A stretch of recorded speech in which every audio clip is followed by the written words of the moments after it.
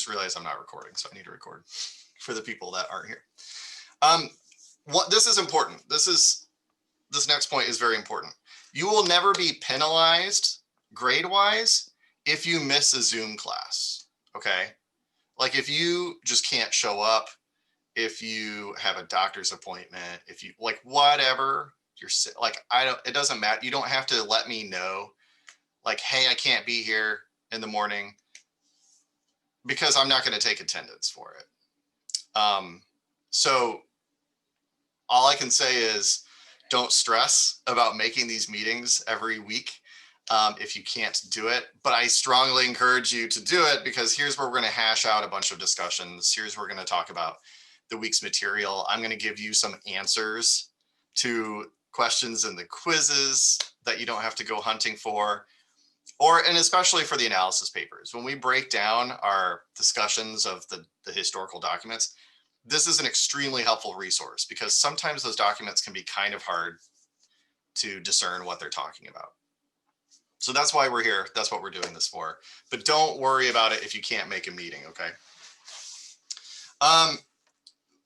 On that same note, Tuesdays are going to be more sort of informational for this class. I'll be talking about the week's topic in a little bit more in depth. Sometimes I'll do something like a PowerPoint lecture or a poll or something like that.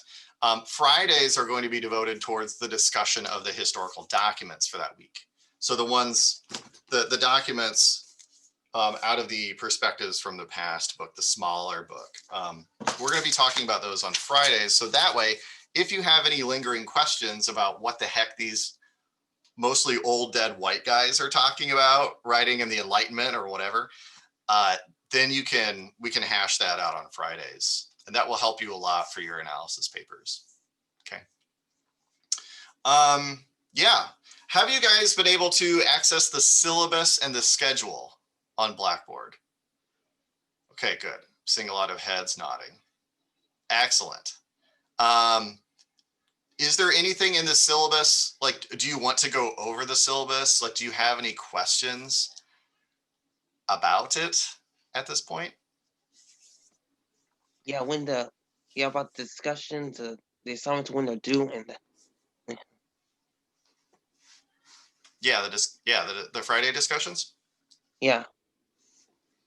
Yeah. So, what particular question do you have on that? Well, because that's informational. Like that's not going to be graded or anything. But oh, okay.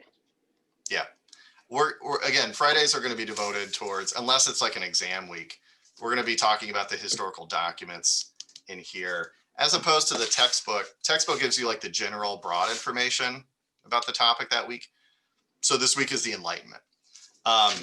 Friday we'll be discussing, what the old dead white guys in the Enlightenment were talking about when they were discussing justice, law, good government. And what about this Enlightenment page 572 to 579? Mm-hmm. Yeah, Are we supposed to just read that or do something else or write something? Because you're just supposed to read it. That's your introduction to the Enlightenment. Yeah, that's your text. That's your textbook pages. All we have to do is just read it. Yep. Mm-hmm. Okay. Yeah. What about Wednesday? So for Wednesday, that's when I urge you guys to. So the way the schedule is set up, let me just cast it up here so that we can all be on the same page here. The schedule looks a bit like this. So you don't have to follow like the reading schedule. Like you can get everything done on Monday. You can wait until, I guess, Thursday if you really have to. But the way the preferred schedule is broken down for you is that because this is a 4-day-a-week class, technically, I have to assign sort of stuff to do all 4 days for the week. So for Mondays, that's generally, if you look up here, what you should be doing, if you want to follow the schedule, is read out of your textbook. That's what you're supposed to do for Mondays. That's all you have to do. You don't have to answer any questions. You don't have to do any writing or anything for the textbook, you just read it. Tuesdays that's our Zoom, right? That's what we're doing right now. We're gonna have Zoom.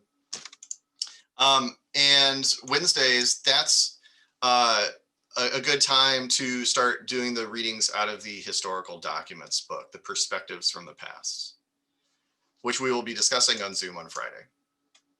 So does that make sense? Like that's a breakdown of the weekly schedule, and every week is going to look like this, except for the weeks that we have exams, when things look a little bit different.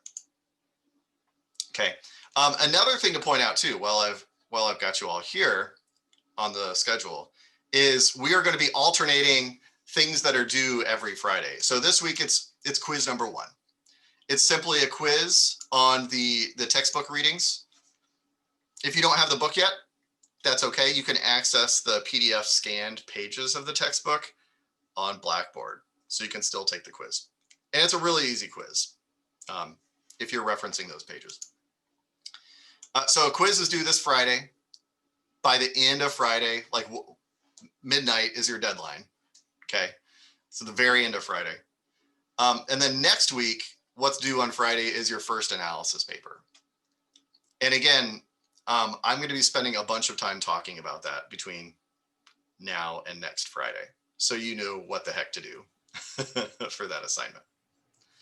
And then the week after, we're going back to a quiz. And by the way, the quizzes from after this week, the quizzes will be on 2 weeks worth of textbook reading.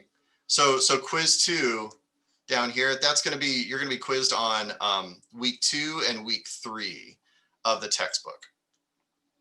And it's open book quizzes. Like, you can use your books for these quizzes. Okay, like it's open book. You can only take the quiz once, but there's no time limit. Once you start it, you can stop and come back to it if you want in the middle of it. Like that, I'm trying to make this as easy for you guys as possible, because it's COVID year and we don't need any more stress in our lives added on to you via a history class. Like I know I'm trying to be flexible. Similarly, your analysis papers, which are due every other week. So analysis paper 1 will be over the perspectives from the past documents from week 1 and from week 2. Analysis paper 2 will cover these reading assignments from week 3 and week 4. So you can see it's every other week, right? We're alternating assignments every other week, covering 2 weeks worth of materials. Does anyone have any questions about that? On week 4, Wednesday, it says the pages are 693 to 665. Oh, that's wrong, because that's actually impossible. You can't start 693 and go back to 6. So I'm going to fix that. That's a boo-boo on my part. Still working out the bugs, guys. It's COVID. Thank you for pointing that out. I will fix that well in advance of week 4, so you know actually where to go in your book. Sorry. On Blackboard, it's showing the due date for quiz 1, 8/20/2020.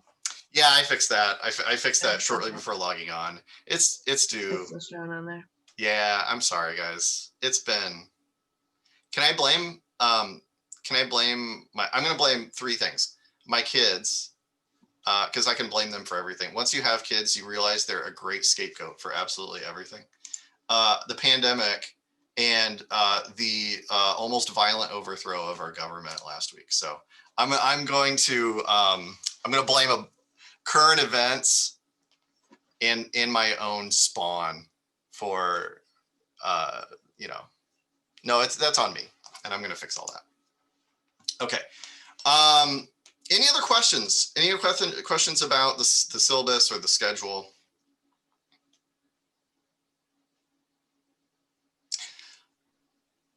Yeah. Wait, are there going to be any PowerPoint notes on this in this class, or no? Because yeah, some weeks will, like on Tuesdays, like days like today, I'll be doing a short lecture, and I probably won't keep you the entire time. Like you. Yeah, for the quizzes that we can use. Yeah. I'll be providing you guys with stuff like that on Blackboard. All right. But all the questions, like all the questions that I come up with the quiz, are going to be derived from the textbook. Like, in other words, you can find the answers to every quiz, every question in your textbook. Okay. But the supplemental material will help you understand the topic. And yeah. Cool. Any other questions that are popping out to you right now? Sweet. Well, if you think of anything, let me know. And by the way, the exams are, don't stress about the exams either, because it's 10 multiple choice and true false questions that cover, you know, the previous 5 weeks. It's open book. It's open note. And there's a short essay component to it. And by short, I mean really short. Like, give me a few sentences per question. Okay. Like I want to stress this to you. You know, you signed up for this class probably because you had to take it, right? And it's a 4 credit hour course, which is a lot. But it's COVID, and I'm trying to make this as manageable for everyone as possible. Like, as long as you guys are making a good faith effort to do the work, you're going to do fine. Okay. So I just want to put your minds at ease if you're concerned about making it through this class this semester. All right. Well, cool. Well, that's enough of that. If you have any questions before we leave, let me know. Otherwise, I want to talk just a little bit about what you guys are reading about this week. Okay. This class starts out in the Enlightenment. Does anyone know, like off the top of your head, or if you've done the readings, can you summarize like what the Enlightenment was? Like, what? Give us an idea of like what was happening.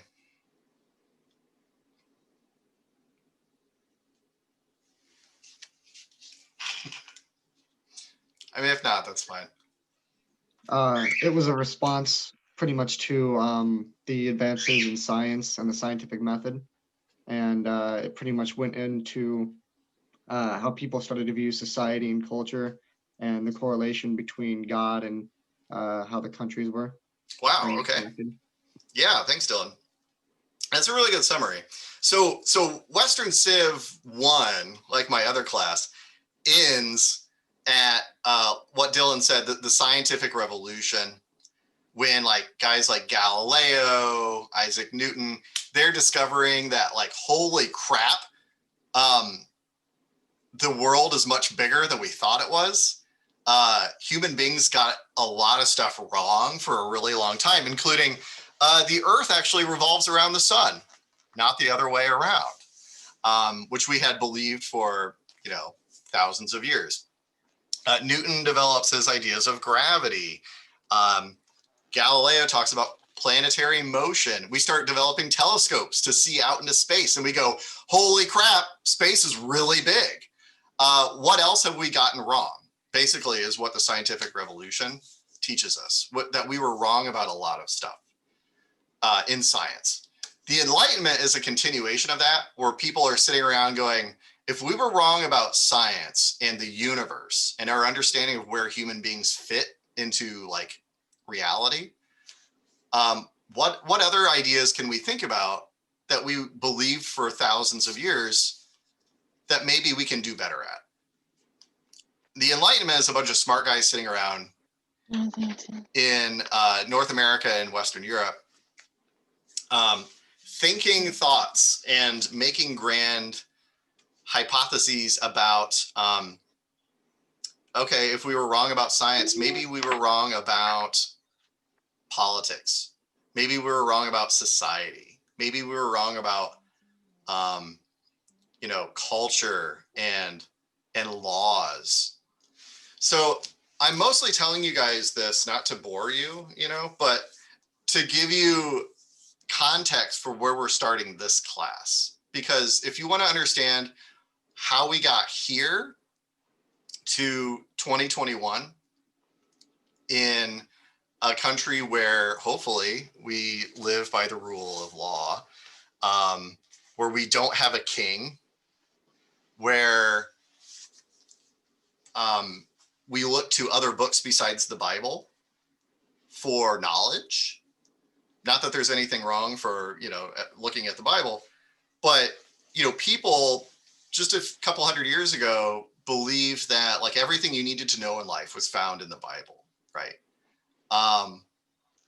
But guess what? That's a pretty limited book when it comes to things like science, right?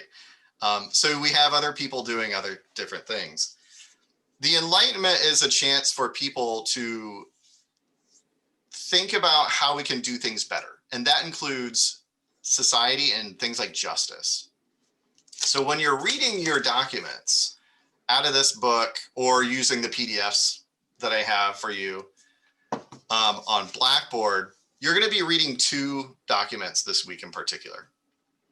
One is by a guy named Bonasana. And he talks about the nature of justice. Like, what are laws for? What are punishments for? What constitutes fair punishment for laws? And this is something that we're still struggling with in 2021, obviously, in lots of different ways. But this is a chance for Bonasana to start thinking about, is it actually right for the king of whatever, France, to throw somebody in jail for sneezing the wrong way and tormenting him to death by breaking all the bones in his body, right? Like, does that actually make sense on a moral and social level? He's like, of course not. So why do we have, what are fair laws? What would fair laws look like, right? Because these guys during the Enlightenment, they're writing during a time when kings are still, they have the ultimate power in most governments in Western civilization. They can operate with impunity. They can jail you for any reason they want, and they can trample all over your rights, except there are no concept of rights yet. So that's what Bonasana talks about. The other guy is a guy named Rousseau. And this, I'm going to be honest with you, the Rousseau document is kind of hard to get through. That's why I posted the guided reading document up on Blackboard. I strongly encourage you to use that while you're reading these documents. I'm going to be asking you the questions on that guided reading document on Friday. And I'm asking you to come up with at least some attempt at answering those questions. But the questions will help you find what you're looking for. So for instance, Rousseau talks about a thing called the social contract or the social compact. He's basically trying to think, like, what is government good for? Like, what's the purpose of having a government? And that's the kind of thing I want you to think about for when we meet on Friday, because nailing down exactly what these guys were talking about when it comes to justice, laws, government, first of all, it's going to help you write your analysis paper for next week. Us talking about these issues. And second of all, it kind of helps us figure out how we got here, where we live in a democratic republic and we don't have to worry about a king throwing us in jail for literally no reason at all, at least not yet. But this kind of helps us think through the evolution of Western civilization in the last, 300 years. And that's the point of this class.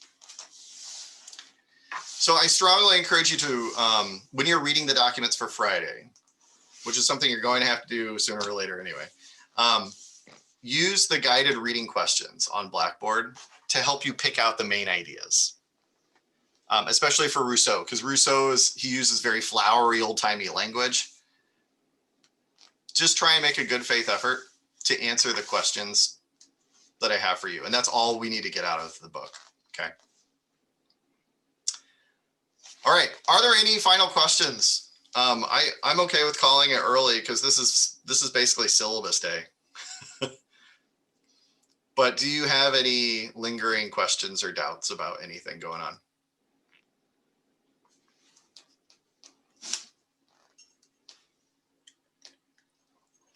Okay.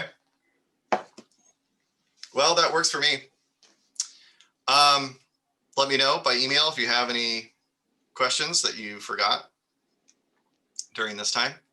But I'm okay with us calling it early.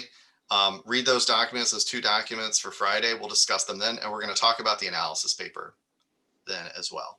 Okay, guys? All right. It's good seeing you. Have a good rest of your Tuesday. I'll see you on Friday.